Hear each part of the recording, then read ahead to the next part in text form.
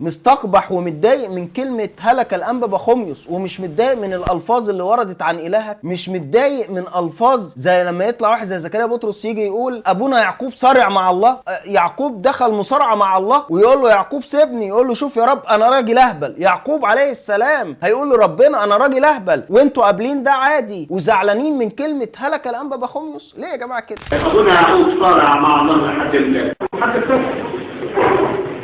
ظهروا معاك يقولوا لا مش حكيمك لحد ما تبارك يا يعقوب سن، يقول لا بس شوف لك صورة الغالية حكاية سن ديت مش حكيمة تبارك لي حكيمة ما تباركنيش انا معصب فيه مش حكيمة. يقول له يا يعقوب ما تجيش كده، يقول له شوف يا رب انا راجل اهبل واخدنا على قد علمك في الارض طب اقرا حسبتنا كسر موت شوف صارع مع الله وهلع.